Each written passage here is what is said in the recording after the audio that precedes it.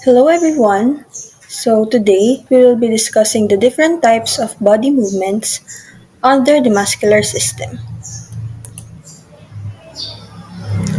So these are the different types of body movements. We have flexion, extension, rotation, abduction, adduction, circumduction, dorsiflexion, and plantar flexion, inversion, and eversion, supination and pronation, and opposition.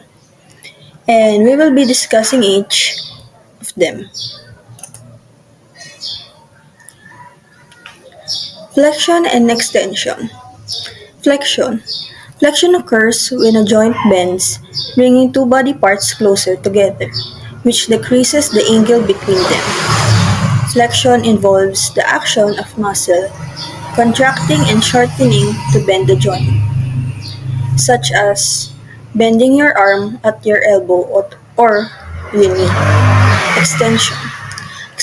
Extension occurs when a body part moves away from a bent position, straightening the joint and increasing the angle between the bones at the joint.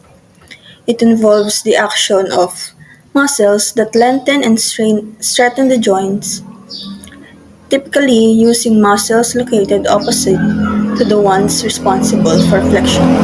So, example po ng flexion is bending the elbow joint, bending the knee joint, and bending forward at the waist. While sa extension naman, extending the flex or bent elbow.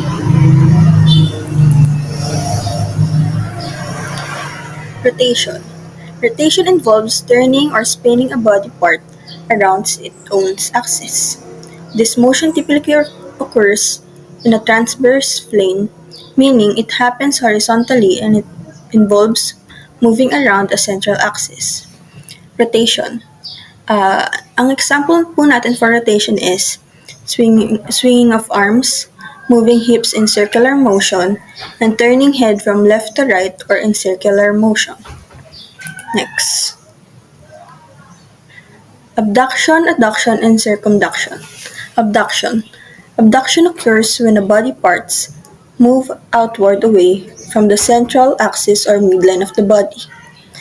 An example of abduction is raising the arm at the shoulder joint, moving it laterally away from the body. Adduction. Adduction occurs when a body part moves inward, bringing it closer to the body's central axis or midline. Examples for adduction is moving the arm inward or downward from the shoulder joint. Circumduction. Circumduction is the movement where the distal end of the limb moves in the circular motion while the proximal end, or closer to the body, remains relatively stable. Example for circumduction is moving arms in a circular motion. Next, we have dorsiflexion and plantar flexion. Dorsiflexion occurs when the top of the foot moves upward toward the skin and the angle between the foot and the leg decreases. An example for this is raising the toes upward when walking.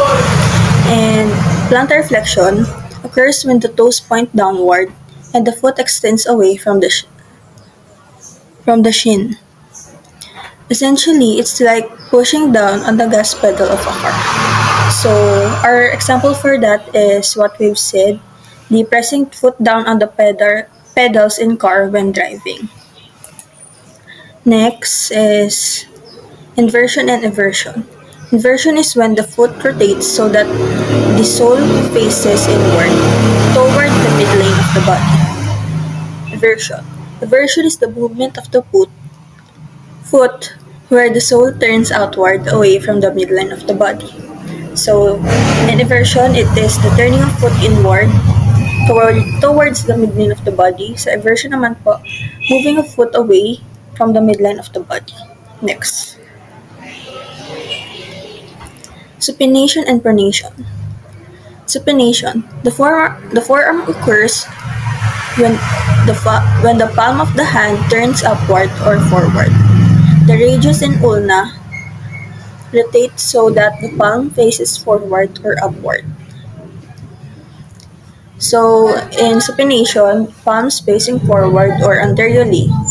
And the perfect example for this is scooping up the soup with a spoon. In pronation naman, palms facing backward or posteriorly. It is when the forearm rotates, turning the palm downward or backward. Next, opposition. The movement of the thumb towards the other fingers, allowing for a grasping motion. This involves the thumb moving in the direction opposite of the rest of the hand. So, an example for this is allows grasp motion. Thumb and other fingertips move towards each other or touch each other. So that is all. And so now that we have finished discussing the different types of body movement, for us to understand it even more, we will now proceed with our demonstration.